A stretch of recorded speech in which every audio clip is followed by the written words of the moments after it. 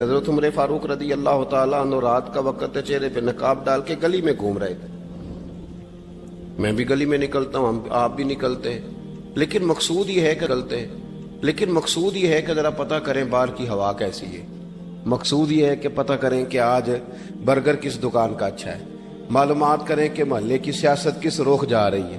وہ بھی نکلتے تھے, لیکن مقصود یہ نہیں تھا. مقصد سمجھ گئے تھے نا, وہ اس لیے نکلتے تھے کہ پتہ کروں کوئی دکھی تو نہیں, کوئی تکلیف میں تو نہیں, کوئی آزمائش میں تو نہیں. دیکھیں نا, کام وہی ہے, میں بھی کرتا ہوں, آپ بھی کرتے ہیں, ساری دنیا کرتی, لیکن وہ ایکم احسن عملا, کردار کس کا ستھرا ہے, ذہن کس کا اونچا ہے, ذوق کس کا بڑا ہے. زندگی وہ بھی بتا گئے, ہم بھی گزار رہے ہیں, لیکن وہی کمزور باتیں اور وہی روایتی گفتگو اور وہی لب و لہجہ اور وہی دنیا داری کے مخصوص سی ہماری گفتگو, فلاں کیا کر رہا ہے, کہاں پہنچ گیا. اگر پیسے کسی نے نہیں کمائے تو کہاں نکھٹو ہے تب نہیں کمائے, اور اگر زیادہ کما لیا تو کہنے لگے ایک نمبر طریقے سے تو نہیں کمائے جا سکتے, یہ کوئی غلط رستہ بنی گفتگو ہے بس. نشستن گفتن برخاستن, تو اعلیٰ کام اعلیٰ کردار ان لوگوں. حضرت عمر گزر رہے تھے تو غلام ساتھ تھا. ایک شخص کو دیکھا کہ مدینے کے باہر خیمہ لگایا ہوا ہے. بھئی خیریت ہے, یہاں خیمہ کو لگایا؟ کہنے لگا امیر المومنین سے ملنے آیا ہوں, رات ہو گئی تھی تو سوچا یہیں قیام کر لیتا ہوں, صبح ان سے ملوں گا. تو فرمایا اندر کسی کے درد سے کراہنے کی آواز آتی ہے. کہنے لگا میری بیوی ہے اور بچے کی ولادت کا وقت آ گیا, تکلیف میں. حضرت عمر دوڑے گھر گئے, اپنی اہلیہ سے کہنے لگے نیکی کمانے کا ارادہ ہے؟ اس نے کہا ہے. مقصد سمجھ گئے تھے نا وہ لوگ, بالکل ہے. فرمایا جو ضرورت کی چیزیں ولادت کے وقت ہوتی ہیں لے لے. کچھ گھی لے لیا, کچھ چنے لے لیے, کچھ ضرورت کی چیزیں لے لی, خاتون کو ساتھ لیا. یہ خاتون اول کی بات کر رہا ہوں, میں خاتون اول کی بات کر رہا ہوں. حضرت فاروق اعظم رضی اللہ تعالیٰ عنہ امیر المومنین ہے. حضرت عمر نے اپنی اہلیہ کو ساتھ لیا, جہاں وہ شخص تھا وہاں آئے. اہلیہ نے حضرت عمر کے ذمہ کام لگایا, آگ جلا لیں, یہ تیل لے لیں, فلاں فلاں چیز گھی میں ڈال لیں, بنانی شروع کر دیں. فاروق اعظم نے ہاتھ کے اندر پکڑا ہوا برتن, چمچا, ڈوئی بھی آخ لی دے, پنجابی ہے نا ہم, تو وہ کام کر رہے ہیں, چلا رہے ہیں, آگ جلا رہے ہیں. خاتون اندر ڈیوٹی کر رہی. تو وہ شخص جو تھا نا جس کی بیوی تھی, وہ کہتا ہے میں 2-3 دفعہ کا غلام ادھر آ, فلانی چیز بتا. میرے ذہن میں یہ تھا کہ امیر المومنین نے کو بندہ کھڑا کیا آنے جانے والے مسافروں کا خیال کرے. میرے ذہن 2-4 دفعہ میں نے اپنے لفظوں میں بات بھی کہہ دی, لیکن جب اندر میرے بچے کی ولادت ہوئی تو اندر سے میری بیوی بولی اور حضرت عمر کی اہلیہ بولی, اور بول کے کہنے لگی امیر المومنین مبارک ہو, آپ کے دوست کو رب نے بیٹا دیا ہے. وہ شخص کہتا ہے میں باہر کھڑا تھا, وجود تڑپ گیا, آنکھیں برس پڑی. کبھی نہیں رویا تھا پر کیفیت عجیب بن گئی. کوئی تقریر نہیں سنائی, کوئی اعلیٰ شعر نہیں انہوں نے پڑھا. میں نے جوں لے کر ان کے سر سے پاؤں تک دیکھا. میں نے کہا یہ وہی شخص ہے جس کا نام لے تو کیسر و کسرا کانپ جاتے ہیں, یہ وہی شخص ہے. میں نے جمعے میں کہا تھا کہ روب کپڑوں کا نہیں ہوتا, روب تو دیانتداری کا ہوتا ہے. ہاں, بڑا مال کما کے لوگوں نے بنائی ہوتی ہے کار کوٹھی, تو بندے کھڑے ہو کے کہہ دیتے ہیں 2 نمبر طریقے سے آیا ہے. اور 13ویں-14ویں گریڈ کا ملازم ہو تو اس کے سامنے بہت بڑا افسر ڈر رہا ہوتا ہے, یار بندہ دیانتدار ہے, یہ رشوت نہیں لیتا, سفارش نہیں مانتا, یہ میرٹ پہ کام کرتا ہے. تو روب تو آپ کی دیانتداری کا ہے, آپ کی سچائی کا ہے. اپنی زندگی میں جو لوگ مقصد سمجھ گئے, مقاصد پا گئے, کچھ کر گئے, ہم ذرا الجھ گئے ہیں. پہلے اتنا شاندار مکان بناتے ہیں, پھر مرنے کو کس کا دل چاہے. اتنی محنت کر کے جو ہے وہ کوٹھی بنائی ہے تو اب چھوڑ کے کون جائے. وہ تیار بیٹھے تھے. انہیں نبی کریم نے کہا تھا کن فی الدنیا کانک غریب نو عابر السبیل, تم نے مسافروں کی طرح رہنا ہے.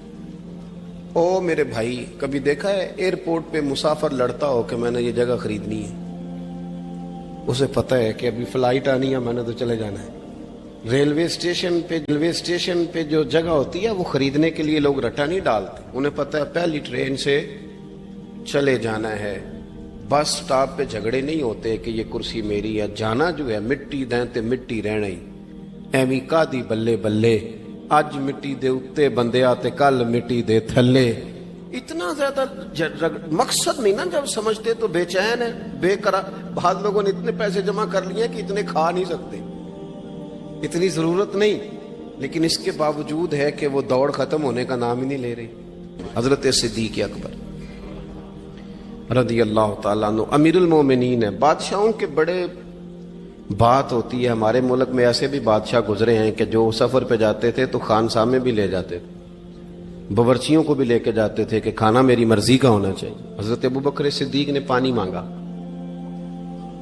امیر المومنین, تو صحابہ نے نا شہد ملا پانی پیش کیا. کوئی اتنی لمبی بات تو نہیں, لیکن صدیق اکبر رو ہی پڑے, اور اتنا روئے کہ ہجکیاں بن گئی. لوگ کہتے ہیں پتہ نہیں تھا کس بات پہ رو رہے ہیں, پر ہم بھی رو پڑے. حضور آپ کیوں روتے ہیں؟ تو آپ فرمانے لگے یار مجھے آسانیوں میں مبتلا کرنے لگے ہو, مجھے ان دنیا کی لذات میں الجھانے لگے ہو. میں حضور کی بارگاہ میں بیٹھا تھا, اللہ کے رسول فرما رہے تھے پیچھے ہٹ جا, پیچھے ہٹ جا, پیچھے ہٹ جا.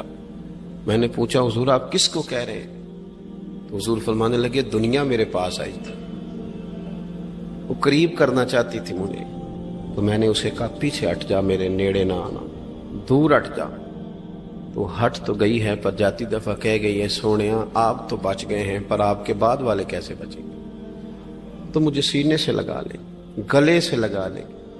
مقصد اپنا سمجھیں, اعمال کا حسن پیدا کریں. اگر انسان کا مقصود مال کمانا ہے تو اگر مال مل گیا تو اس کے بعد پھر کیا کرے گا؟ کسی نے طے کر لیا تھا کہ بہت بڑی گاڑی اور بہت بڑا بنگلہ مجھے چاہیے, تو وہ بنگلہ اسے مل گیا, گاڑی آ گئی. اب تو مقاصد کیونکہ طے نہیں ہوتے, تو جو چیز انسان چھوٹا سا مقصد طے کرتا ہے وہ اسے حاصل ہو جاتا ہے. میں نے ملک سے باہر جانا ہے, گھر سیٹ کرنا ہے, ساتھ والا پلاٹ لینا ہے, ہو گیا سارا کچھ. تو اب وہ پھر انسان بے چین ہو جاتا ہے, پریشان رہتا ہے, کہتا ہے سمجھ نہیں آتی مطلب مقصود کیا ہے. اللہ تبارک و تعالیٰ نے تو ایک تنکا بے مقصد پیدا نہیں کیا, اتنا سونا انسان کیسے بے مقصد پیدا کر دے؟ تو رب کریم نے ہمیں بتایا کہ مقصد تو تمہارا ہے.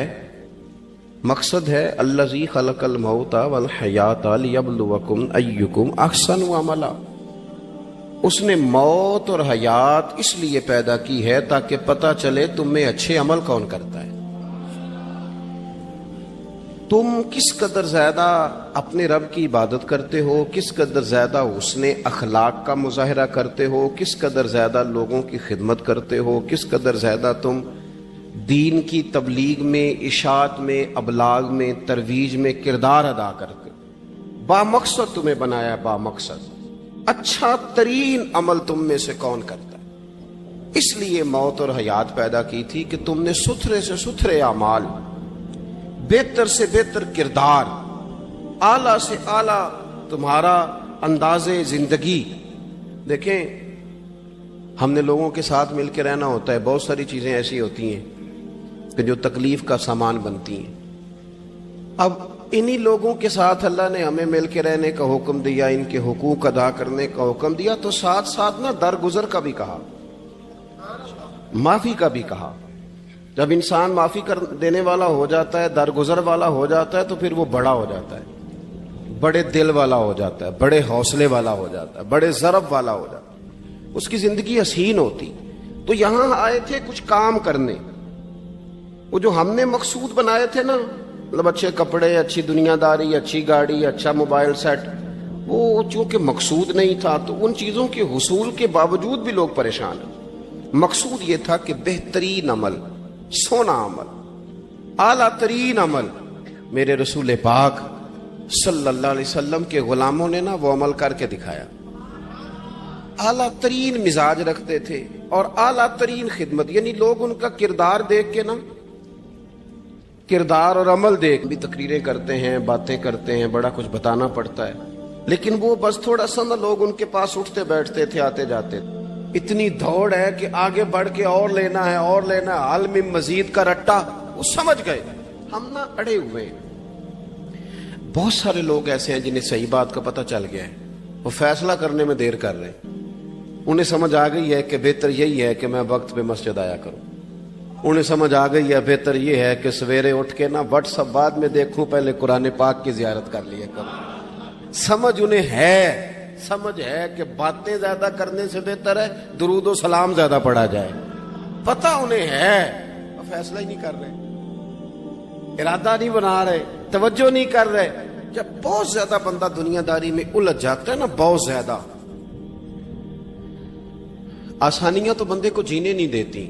پہلے انسان کہتا ہے کہ موٹر سائیکل ہو جائے نا تو چلو سفر آسان ہوگا، پھر موٹر سائیکل کہتا ہے ٹائر 2 ہیں، 4 ٹائروں والی ہونا، چلو مہران ہی ہو جائے خیر ہے، لیکن مہران میں بیٹھتے ہی اسے خیال آتا ہے کہ اس کی تو سیٹیں تنگ ہیں، پھر اس سے بڑی گاڑی چاہیے۔ یہ روز دوڑ ہے، بانج فقیروں کسے نہیں ماریا، اے ہوئی چور اندر دا، یہ دوڑ ہے، یہ ختم۔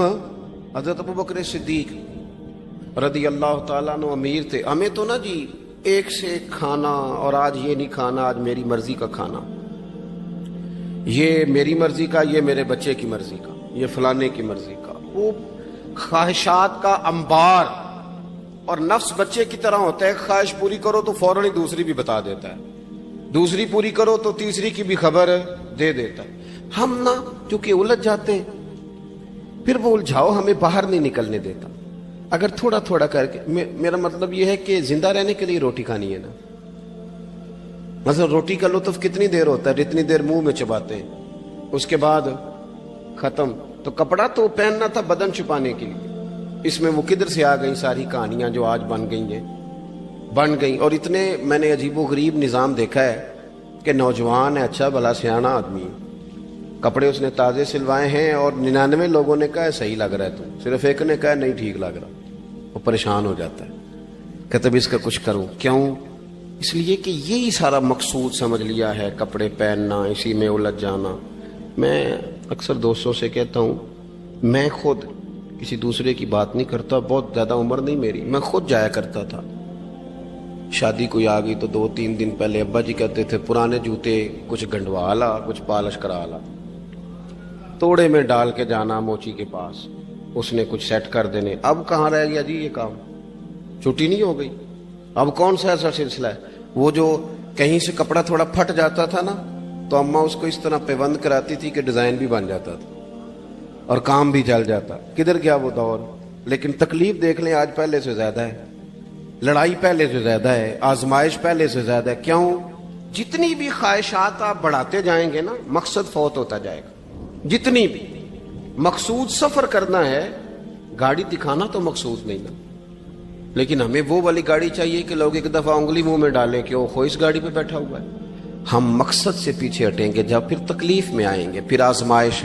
زندگی میں ہم نے جو چیزیں مینج کی ہیں وہ ساری دوسروں کے لیے، ہمارے لیے کوئی شے بھی نہیں۔ ولیمے پہ گئے تاکہ برادری راضی ہو جائے، تعزیت کے لیے گئے تاکہ محلہ راضی ہو جائے، فلانا کام کیا تاکہ لوگ جو ہیں وہ میرے حق میں ہو جائیں۔ ساری زندگی دوسروں کے لیے جی کے گزار دی، اور آپ نے 99 نیکیاں کی، ایک خامی آئی تو لوگ تو وہ تھے جو پھر بگڑ گئے۔ بہتر نہیں بندہ رب کو ہی راضی کرے۔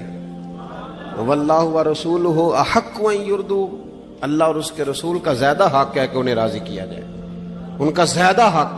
اپنی زندگی میں معاملات کو ترتیب دیں، ایک مخصوص ذہن بنائیں، اتنا سویرے قرآن شریف پڑھنا ہے، اتنا درود پاک، اور یہ راز ہو ہمارا اور ہمارے رب کا، یہ راز ہو، اتنی دیر مصلی پہ بیٹھنا ہے۔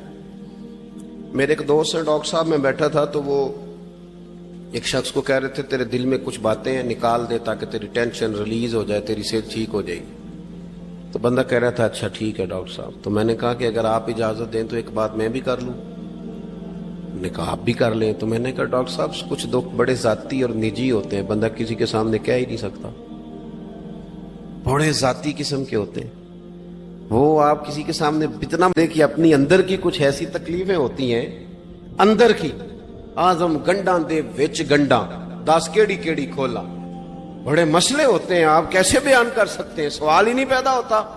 تو کہنے لگا پیر صاحب حال تو ہوگا نا؟ میں نے کہا بالکل ہے، ہمیں ہمارے دین نے دعا سکھائی ہے، جو کسی سے نہیں کہہ سکتے وہ اپنے رب سے کہہ دو، اللہ کے حضور عرض کر دو، کشکول طلب دراز کر کے کہہ دو مالک یہاں پریشان ہوں، وہ بڑا کریم ہے، عطا بھی کرے گا اور پردہ پوشی بھی فرمائے گا۔ اپنے اللہ کے ساتھ اپنا تعلق مضبوط کریں، اپنی زندگی میں حسن اعمال کا پیدا کریں، اعمال کا، کہانیوں کا نہیں، باتوں کا نہیں، تصویروں کا نہیں، نئی سے نئی پکچر کا نہیں، اعمال کا، اور خوبصورت ترین طریقہ ہو۔ دیکھیں نا، مشکل سے بھی تو نماز پڑھنی ہے نا۔ سویرے ابا بڑے غصے میں تھے تو پھر مجھے اٹھنا ہی پڑا، تو اس طرح بھی تو پڑھنی ہے۔ تو اگر بندہ ذوق سے اٹھے اور ذرا سونا کر کے وضو کرے اور ذرا صحیح کر کے مصلی بچھائے اور سجدہ کرے تو ذرا ذوق سے کرے، مجھے سوز دے، مجھے ساز دے، مجھے نیم شب کا نیاز دے، دم سجدہ خود کو میں توڑ دوں، مجھے ایسا ذوق نماز دے۔ اس ذوق کے ساتھ آگے بڑھے۔ مقاصد جب بندہ سمجھ جاتا ہے نا، مقاصد، پھر اس کے لیے آسانی ہوتی ہے۔ میں نے عرض کیا تھا زیادہ باتیں نہیں کرنی، مقصود تو ایک پیغام دینا ہے۔ اب ہم نے جانے والوں کے لیے کیا کرنا ہے؟ ایک تو یہ کہ اپنا مقصد ٹھیک کرنا ہے کہ جو رخصت ہو گئے اپنے بزرگوں کو نہ یاد رکھیں۔ اصل کام ہے ان کو بول کے بتائیے۔ سال کے بعد ختم، بڑی اچھی بات ہے، سسماہی، ششماہی، سیماہی سب ٹھیک ہے، ان کو یاد رکھیں۔ حضور نہ یاد رکھتے تھے، اپنی والدہ کا ذکر کرتے تھے، اپنے والد کی بات کرتے تھے، اپنے دادا کا ذکر کرتے تھے، اپنے جانے۔ سیدہ خدیجہ الکبریٰ رضی اللہ تعالیٰ عنہ وصال کر گئیں تو حضرت عائشہ کہتی ہیں حضور اکثر گھر میں ان کا ذکر کرتے۔ اپنے بزرگوں کو یاد رکھیں، ان کا ذکر کریں، ان کو نا، والد کے لیے نا والد ہونا شرط ہے، پی ایچ ڈی ہونا شرط نہیں۔ والد کے لیے والد ہونا شرط ہے، مفتی ہونا شرط۔ والد ان پڑھ بھی ہو تو بچے کو سمجھانے کا سلیقہ سے اللہ اسے عطا کاری دیتا ہے۔ ماں بالکل ان پڑھ بھی ہو تو بچوں کو سمجھانے کا طریقہ اللہ اسے، ان سے سیکھیں، ان سے سیکھیں۔ میرے والدہ اور والدہ دونوں اپنا نام نہیں لکھ سکتے تھے، تو میں اپنے دوستوں سے کہتا ہوں مجھے کبھی موقع ملے تو میں کئی جلدوں میں کتاب لکھ سکتا ہوں اپنے ماں باپ، اس لیے کہ وہ جو ہمیں سکھا گئے، جو بتا گئے، وہ انہی کا خاصہ تھا۔ تو اپنے ایک تو جانے والوں کو یاد رکھیں، دوسرا ان کے لیے دعا کریں تو درد سے کریں، سونی کر کے کریں، صحیح کر کے کریں، اکیلے بیٹھ کے کریں۔ دعا کا سب سے زیادہ تعلق آپ کے دل کی آواز کے ساتھ ہوتا ہے، اور جس طرز میں حضور نے ہمیں حدیث سکھائی ہے نا، اس رنگ میں کبھی آپ حدیث کو سیکھیں، سمجھے نا۔ حضور فرماتے ہیں جس طرح دریا میں ڈوبنے والا سہارا تلاش کرتا، دریا میں اسے کتنی کو جلدی ہوتی ہے، غوطے لگ رہے ہوتے ہیں، وہ اس طرح کا نہیں ہوتا کہ میں عصر کی نماز کے بعد پھر آؤں گا تجھے نکالنے، اس طرح تو نہیں نہ ہوتا۔ دریا میں ڈوبنے والا جس طرح کشتی سہارا تلاش کرتا ہے، حضور فرماتے ہیں اس طرح قبر میں جانے والا دعاؤں کا انتظار کرتا ہے۔ آپ نے دیر کر دی دعا مانگنے میں، ختم دلانے میں دیر کر دی، کت صبح و شام ہمہ وقت دعا۔ ابھی آپ آیتیں سن رہے تھے سورہ ابراہیم کی، اللہ نے نماز میں رکھ دی، ربنا اغفر لی ولی وللمؤمنین یوم یقوم الحساب۔ ایک تو انہیں یاد رکھیں، خوب دعا کریں، اور دوسرا کوشش کریں کہ وہ جو نیکیاں کرتے تھے وہ نیکیاں بھی جاری رہیں، جن لوگوں سے ان کا اچھا تعلق تھا وہ تعلق بھی قائم رہے۔ یہ بھی کوشش کریں کہ ان کے لیے صدقات و خیرات کریں، اور قیمتی صدقہ دیں۔ قیمتی، میں بات ختم کرنے لگا ہوں، بس قیمتی صدقہ دیں، قیمتی۔ 15 تولے سونا گھر میں پڑا ہوتا ہے، قیمتی ہوتا ہے نا۔ کبھی کسی نے چوک میں بتایا کہ آج 15 تولے سونا میرے گھر میں پڑا ہے؟ بولو نا، لگتا ہے تو سردار چھڑنا ہے۔ اگر گھر میں 50 لاکھ روپے کیش پڑا ہو تو چوک میں گلی میں آ کے آپ بات کریں کہ گھر میں پیسے پڑے ہیں، کیوں؟ کہ وہ قیمتی ہیں، کوئی لے نہ لے۔ تو یہ جو 5000 مسجد دیکھ کے سارے محلے کو بتاتے ہو، یہ بھی مسجد دیکھ کے سارے محلے کو بتاتے ہو، یہ بھی صدقہ تھا، یہ بڑا قیمتی چیز تھی، یہ بتانے والا نہیں تھا، یہ تو نیکی تو قیمتی تھی۔ قیمتی چیز جو ہوتی ہے وہ تو چھپائی جاتی ہے کہ بتائی جاتی ہے۔ یہ جو بیٹیاں ہیں نا اسلام کی، مائیں بہنیں، یہ قیمتی ہیں، اس لیے اسلام انہیں کہتا ہے تم گلیوں اور چوکوں میں آنے والی نہیں، قیمتی چیزیں، قیمتی چیزیں گھر کے اندر رہا کرتی، تم قیمتی چیزیں ہو، تمہارا وجود قیمتی ہے، تم کبھی ماں ہو، کبھی بیٹی ہو، کبھی بہن ہو، کبھی بیوی ہو، قیمتی ہو۔ اس لیے تمہیں اسلام کہتا ہے کہ گھر کے اندر رہو گی تو تمہاری قیمت رہے گی۔ کچھ چیزیں ایسی ہیں جو چوکوں میں گلیوں میں پھیل جائے تو ان کی قیمت نہیں رہتی، اس لیے تمہیں کہا جاتا ہے کہ گھر میں رہو۔ یہ جو تمہیں چونکوں میں لاتے ہیں یہ تمہیں بے وقت کرنا چاہتے ہیں، بے قیمت کرنا چاہتے ہیں۔ انسان تھوڑی دیر کے لیے، اگر تھوڑی دیر کے لیے غور کرے تو بڑے بڑے جانور انسان سے بڑے طاقتور ہیں، لیکن اللہ نے ان کی نکیل انسان کے ہاتھ میں تھما دی۔ اتنا بڑا جہاز ہے، ٹنوں وزن لے کے چل رہا ہے، انسان کے بس کی بات نہیں کہ وہ کئی لوگ لگ کے بھی اس کو اٹھا سکیں، لیکن اللہ نے اس کے قبضہ و اختیار میں کر دیا ہے۔ فرمایا هو الذی خلق لکم ما فی الارض جمیعا، زمین میں جو کچھ ہے سارا تیرے لیے بنایا ہے، آسمان میں جو ہے سارا تیرے لیے بنایا ہے۔ وما خلقت الجن والانس الا لیعبدون، فرمایا کل کائنات میں نے تیرے لیے بنائی ہے اور تجھے میں نے اپنی عبادت کے لیے پیدا فرمایا ہے۔ تو جنوں اور انسانوں کو اللہ نے اپنی عبادت کے لیے تخلیق فرمایا۔ مقصد زندگی، مقصد تخلیق، دنیا میں آنے کا مقصد اولین اور مقصد آخری اللہ کی عبادت، اللہ کی معرفت، اللہ کی طرف توجہ، اللہ کی طرف رجوع، یہی ایک مقصد تھا انسان کے آنے کا۔ اسی کو قرآن نے بیان کیا تھا۔ اپنے اپنے مقاصد، درود شریف پڑھنے والوں سے بلند صلاۃ و سلام علیک یا سید یا رسول اللہ۔ اپنے اپنے مقاصد، اپنے اپنے معاملات کو ہم نے ترتیب دے لیا ہے۔ صبح سے شام تک کے معاملات سارے کے سارے ہمارے ذاتی، نجی اور ہمارے اپنے بنائے ہوئے مقاصد کے تحت گزر رہے ہیں۔ حالانکہ رب کریم نے فرمایا کہ انسان، میں نے تجھے اپنی عبادت کے لیے بنایا ہے، اپنے لیے تجھے بنایا ہے، تو میری بارگاہ میں سجدہ ریز ہو، تو میری بارگاہ کی طرف توجہ کرے، تو میرے لیے تسبیح پڑھے، تو تحلیل کے جملے بولے، تو تکبیر کہے، تو میرے محبوب پہ نازل ہونے والے قرآن کی تلاوت کرے۔ تجھے تو اس لیے بنایا تھا۔ عبادت کا معنی یاد رکھیے گا، عبادت کا معنی فقط نماز پڑھنا نہیں، عبادت کا معنی صرف نماز پڑھنا نہیں، نماز عبادت کا ایک جز ہے، نماز عبادت کا ایک حصہ ہے۔ عبادت نماز پڑھنے کا نام نہیں، عبادت روزہ رکھنے کا نام نہیں، عبادت صرف اور صرف حج کرنے کا نام نہیں، فقط ذکر فکر کرنا عبادت نہیں، بلکہ اللہ کا حکم ماننے کا نام عبادت ہے۔ خدا رسول کی بات ماننے کا نام عبادت ہے۔ جہاں جانے کا خدا حکم دے وہاں چلے جاؤ، یہ عبادت ہے۔ جہاں جانے سے منع کر دے وہاں کبھی نہ جاؤ، یہ عبادت ہے۔ اگر نماز پڑھنے کا نام ہی عبادت ہوتا تو پھر فجر کی فجر کے وقت کیوں پڑھنی پڑتی، پھر ظہر میں ہی کیوں فرض ہوتی، پھر عصر کا وقت مغرب میں جا کے کیوں نہ شروع کیا جاتا، پھر انسان کی مرضی تھی جب پڑھ لیتا۔ فرمایا نہیں، عبادت میری ہے، اصل میری اطاعت ہے۔ میں جب کہوں کہ یہ فجر کا وقت ہے تو تجھے فجر مان کے پڑھنا، جب کہوں ظہر کا وقت ہے تو ظہر مان کے۔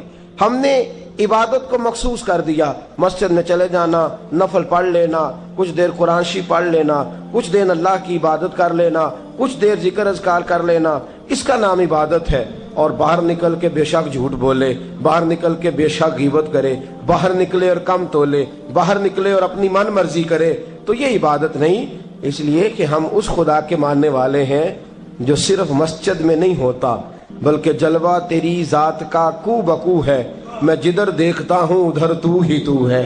ہمارا خدا صرف مسجد میں نہیں ہے، اللہ ہر جگہ ہے۔ جے میں تینوں اندر جانا پھر مقید جانا، جے میں تینوں باہر سمجھا اندر کون سمانا، اندر بھی تو، اندر بھی تویں، باہر بھی تویں، وچ بلا کون نمانا۔ اصل بات یہ ہے کہ جب خدا ہر جگہ ہے تو اللہ تبارک و تعالیٰ کا حکم ہر جگہ ماننا ہے، ہر جگہ اطاعت کرنی ہے، ہر لحاظ سے۔ رب کی بات ماننے کا نام عبادت ہے، اللہ کی، اس کے رسول الپاک صلی اللہ علیہ وسلم کی بات ماننے کا نام، توجہ ہے آپ کی میری بات پہ؟ عبادت کا مفہوم سمجھیے گا، عبادت کا مفہوم سمجھیے گا۔ ہمارا وہ دین نہیں جو پنڈتوں، جوگیوں، راہبوں کا مذہب ہے کہ جنگلوں میں نکل جاؤ، تسبیح لے لو، میں کھٹکتا ہوں دل عالم میں کانٹے کی طرح اور تو فقط اللہ اللہ اللہ۔ یہ مذہب نہیں۔ ہمارا دین کہتا ہے مسجد میں بیٹھ کے جو ذکر کرے گا اسے بھی ثواب ملے گا، اور جو محنت کر کے کما کے بچوں کو کھلائے گا اسے بھی ثواب ملے گا۔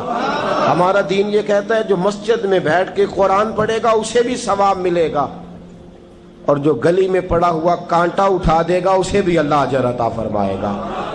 اللہ کا حکم ماننا، اللہ کا حکم ماننے کا نام عبادت۔ محمود غزنوی کے پاس ہیرا ہے، محمود غزنوی کے بڑے غلام تھے تو ایک بڑا پیارا تھا اسے، آپ جانتے ہیں اس کا نام کیا تھا؟ ایاز محمود غزنوی کو بڑا تو حسد شروع ہو جاتا ہے ہر جگہ، الا ماشاءاللہ لوگ کہنے لگے بادشاہ ہر وقت اسی کو پیار کرتا رہتا ہے، ہر وقت اسی کی طرف توجہ کرتا رہتا ہے۔ بادشاہ نے ایک دن آزمانا چاہا، اتنا ہیرا تھا، موٹا ہیرا بادشاہ کے پاس۔ بادشاہ نے ایک وزیر صاحب کو بلایا، کہا یہ اینٹ پکڑو، ہیرے پہ مارو، اسے توڑ دو۔ کہنے لگا بادشاہ بات تیری ٹھیک ہے پر بڑا قیمتی ہیرا ہے، کیوں تڑوا رہے ہیں آپ؟ مال خزانہ میں رکھ دیں، کام آئے گا، کسی نہ کسی جگہ پہ استعمال ہو جائے گا، آپ کیوں اس کو تڑوانے کی ضد کر رہے ہیں؟ بادشاہ سلامت نے کہا اچھا تم نے ٹھیک مشورہ دیا، میں ہی جذبات میں آ گیا تھا۔ ایک دوسرے آدمی کو بلایا، اس کو کہا یہ ہیرا توڑنا ہے۔ اس نے کہا بادشاہ مجھے لگتا ہے پوری دنیا میں اتنا موٹا ہیرا تیرے پاس ہے، کسی اور کے پاس نہیں ہوگا، یہ توڑنے کی چیز نہیں تجوری میں سنبھالنے کی چیز ہے، اسے سنبھال کے رکھ۔ تیسرے کو بلایا، چوتھے کو بلایا، جس کو بھی بلاتا رہا وہ بادشاہ کو سمجھاتا رہا، جس کو بلایا بادشاہ کو سمجھایا۔ ایاز کی باری آئی، کہا ایاز ادھر آ، توجہ ہے آپ کی؟ ایاز ادھر آ، یہ ہیرا تو توڑ دے۔ اس نے اینٹ پکڑی، زور سے ماری، ہیرا توڑ دیا۔ بادشاہ کہنے لگا بڑا بیوقوف ہے بھائی تو، یہ سارے میرے خیر خواہ تھے، مجھے سمجھاتے رہے اور تو نے خیال ہی نہیں کیا، میں بیوقوف تھا تو تو بھی ساتھ ہو گیا، توڑ ہی دیا۔ کہنے لگا بادشاہ غلطی ہو گئی، مجھ سے غلطی ہو گئی، مجھے نہیں توڑنا چاہیے۔ اس نے کہا اچھا چل چھوڑ، ایک بات بتا، تیرے سامنے جو سب مجھے مشورے دے رہے تھے تو نے کیوں نہیں دیا؟ میں نے تجھے کہا توڑ دے، کیا لفظ ایاز نے کہے، کمال کر دی۔ کہنے لگا بادشاہ میرے دل میں خیال آیا ہیرا ٹوٹتا ہے تو ٹوٹ جائے، میرے بادشاہ کا حکم نہیں ٹوٹنا چاہیے، یہ ٹوٹتا ہے تو ٹوٹ جائے، یہ کرچی کرچی ہوتا ہے تو ہو جائے، خزانہ خالی ہوتا ہے تو ہو جائے، لیکن میرے مالک کا حکم نہیں ٹوٹنا چاہیے۔ بادشاہ میں ہر چیز توڑ دوں گا پر میں تیرا حکم نہیں توڑ سکتا۔ بس دوستو یہی عبادت ہے، بلا مثال و بلا تشبیہ بات سمجھیے گا۔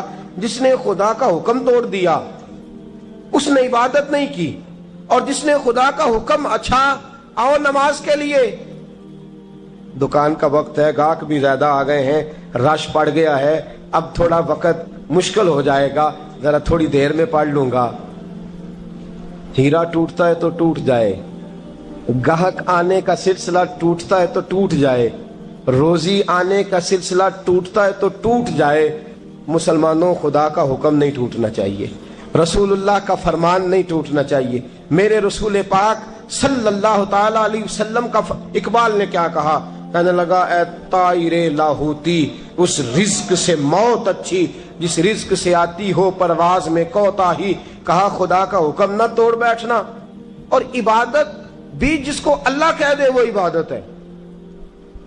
ایک بندہ زوال کے وقت نماز پڑھنے کھڑا ہو جائے تو ہو جائے گی، کیوں؟ نماز نہیں پڑھ رہا؟ اچھا میں آپ کو روایت سناتا ہوں، شیر خدا مولا کائنات حضرت علی المرتضی رضی اللہ تعالیٰ عنہ فرماتے رسول پاک صلی اللہ علیہ وسلم نے ہمیں منع فرمایا جب عید الفطر کا دن ہو یا عید الاضحیٰ کا دن ہو تو تم نے کیا کرنا ہے؟ فجر کی نماز پڑھنی ہے، اس کے بعد اشراق چاشت نہیں پڑھنی، فجر سے لے کر عید کی نماز تک درمیان میں کوئی نماز نہ پڑھنا۔ جب عید کی نماز ہو چکے پھر تمہیں اجازت ہے جتنے مرضی نفل پڑھو، لیکن فجر سے لے کر عید تک تم کوئی اور نماز نفل درمیان میں نہ پڑھنا۔